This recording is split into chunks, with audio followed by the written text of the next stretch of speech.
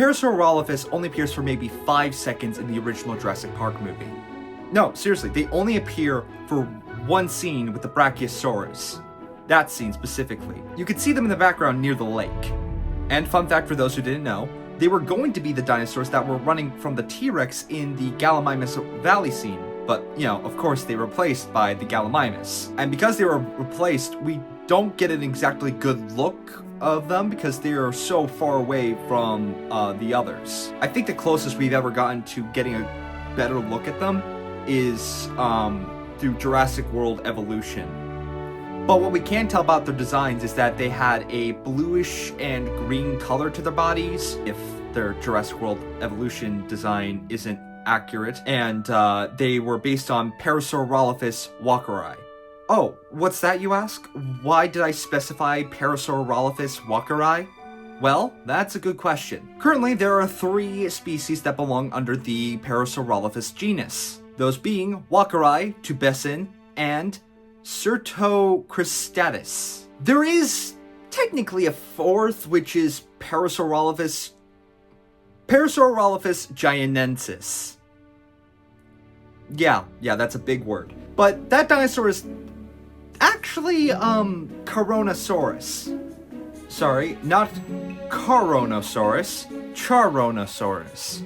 Sometimes there are hard CHs in these dinosaur names. But that is a whole can of worms I don't really want to get into right now. So we're gonna ignore that specimen for now. The distinction between these specimens are in their crests. But what's the function of these crests, you may ask? Well, it's not a giant organic snorkel as Dr. Alfred Sherwood Romer had thought. There are actually many other hypotheses proposed before many started to agree that the function of the crest was meant for behavior. What I mean by that is that paleontologists were beginning to believe that the horn possibly acted as a resonating chamber. To explain what a resonating chamber is, it's basically like an enclosed space that allows sound to build up.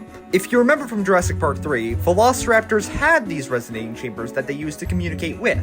And while Velociraptor in real life didn't have these, Parasaurolophus do.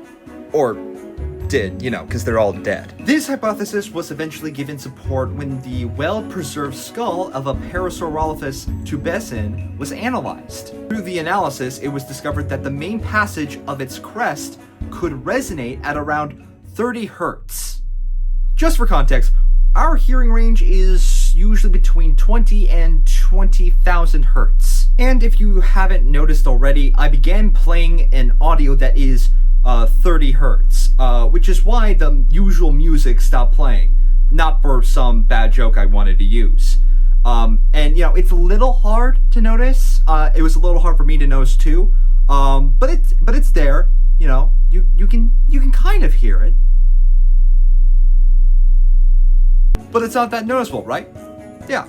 So Parasaurolophus would have been very quiet. This ability could have likely been used to communicate with other Parasaurolophuses.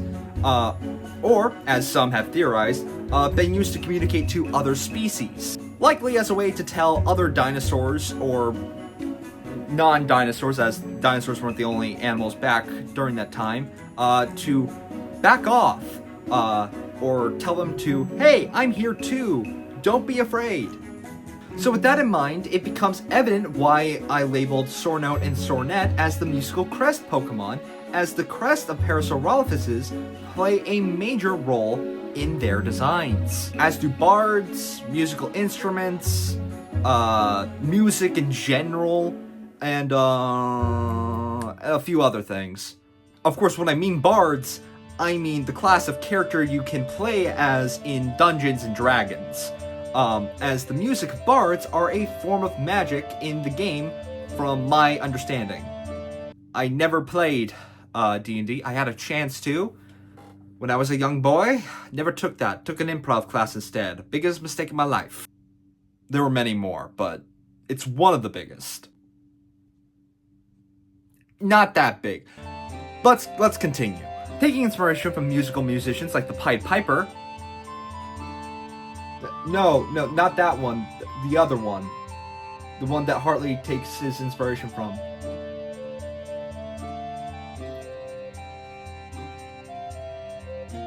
I mean, it's a version of the character, but not the one I was exactly... It works.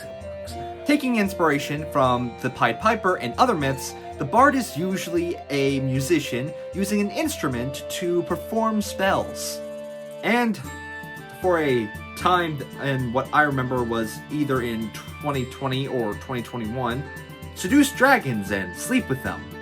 Which is ironic, because I gave these Fakémon the rock and fairy types, and fairy types screw dragon types. But not in the same sense that they're sleeping with them, of course. Saurnote and Saurnnet are in the fairy and field egg group. As of now, there is no dragon type in that egg group. So, until that changes, they can only screw dragon types in the same sense that they can use super effective attacks on them. Specifically through their supernatural music powers. This is why Saurnote and Saurnnet are fairy types, as fairy types are whimsical Pokemon that can often use magic. And of course, the rock types because they're fossil Pokemon. I don't need to re-explain that for the umpteenth time. If you want an explanation, go watch my Dilodalic video. But now with their bigger parts of their inspiration out of the way, let's talk more about these Pokemon specifically. Starting with the name, design, ability, and details of Saurnote. Saurnote's name comes from Parasaurolophus and Saurnote. Parasaurolophus means beside crested lizard, as a reference to another hadrosaur named Saurolophus. Saurolophus. Yeah. The saur part of the name means lizard. As for Saurnote, it is a term referring to something once good that was ruined by something bad. In the example of music, it's a note that taints the overall tune of a song. This reflects Saurnote's behavior as according to its dex entry, they live in social groups, practicing their music with other Saurnotes and Saurnets. Compared to the Saurnets, Saurnote's music is rather pitchy and irritable. Sometimes plants die from how bad the music is. Listening to bad music is, well, the opposite of fantastic. And given that Saurnote is meant to depict a young Parasaurolophus, it makes sense that beginner music players are bad at their music. Or at least, not trained very well. If you're a beginner music player, I'm not trying to discourage you. I played the ukulele once. I wasn't great. I never will play the ukulele again. So, trust me, I know the pain. But that whole dex entry is meant to advertise the move that Saurnote can learn early on, and its signature ability, Sour Whistle and Song of Fae. Sour Whistle isn't meant to be a signature move, in fact it's just supersonic, but with the range of Earthquake.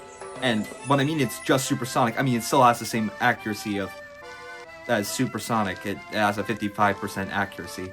But Song of Fae, like Liquid Voice, turns all sound-based attacks into fairy-type moves. This relates to the mystic power of bards and their music.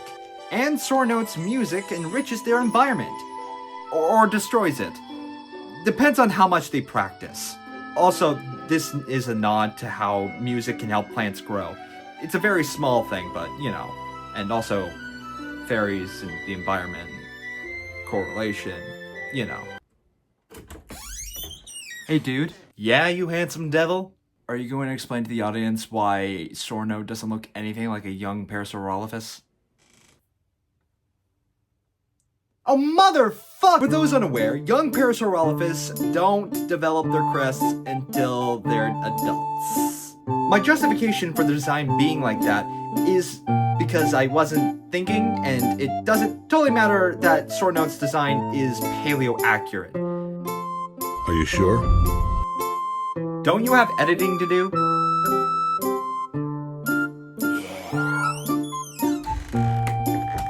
Now where was I? Right. Tyrant.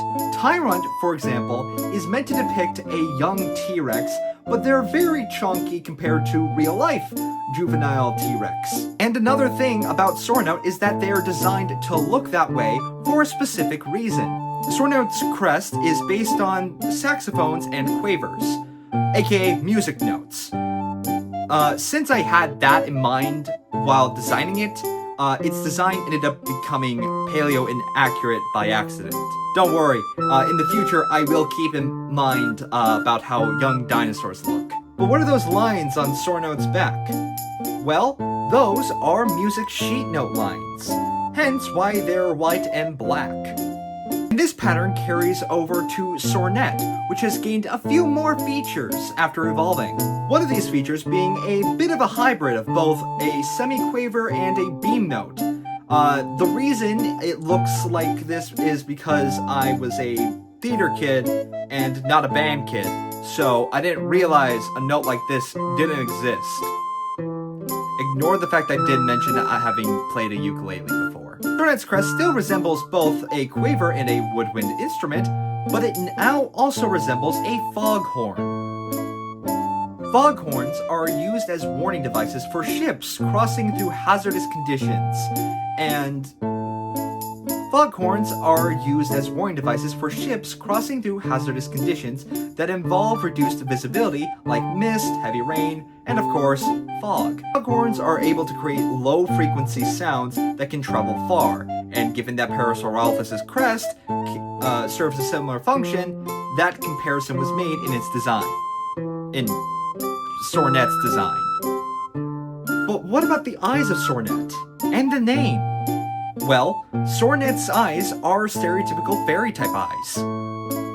If you go on Pokémon.com's Pokédex and search for exclusively fairy types, there is one thing you can particularly notice with a majority of them. Their unique eyes.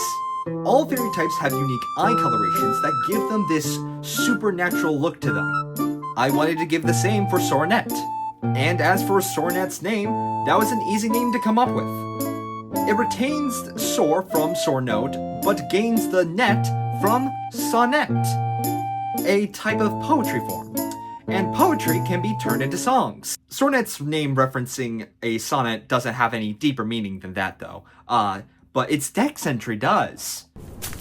When it senses danger, Saurnnet emits a blaring alarm through its hollow crest to alert other Saurnets and Saurnotes. During a period of courtship, Saurnnet will woo potential mates with a beautiful melody from that crest.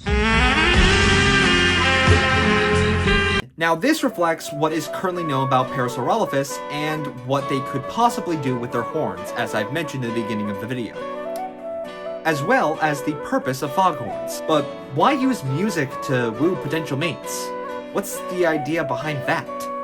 Well, plenty of animals in the modern day use sound to attract mating partners, including today's modern dinosaurs, birds.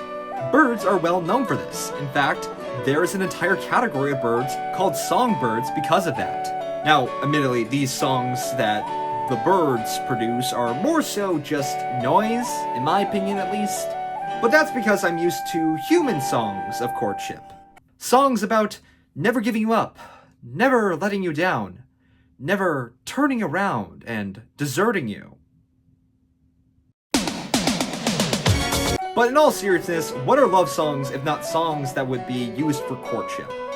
Some people sing to their partners as a genuine display of their love, or as a way to woo them, like bards in D&D wooing dragons, which is an evolution of the idea that poets and musicians are flirtatious artists. Well, there are exceptions to this. Some people prefer to write about their depression, or Batman in their poems, like moi. But the frisky bard has been a thing since long before D&D. Some consider Greek mythology to be root of the trope's origin. And this ancient connection of this trope makes perfect sense for Saurnote and Saurnnet. So now I ask, what do you guys think of these Fakémon? Leave a comment, like and share if you want, and follow me if you haven't already. And with that said, goodbye!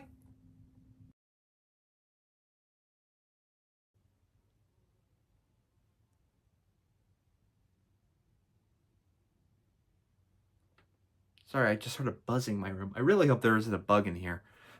There is technically a fourth, which is Parasaurolophus. The fun thing about dinosaur names is sometimes you look at a word and you don't know how to pronounce it, and you can still pronounce Archaeornithomimus. Pretty sure there's a bug in my room. Okay, there was. It's still in the room. I don't know where, but it's a fly. So, I'm not in danger from a wasp.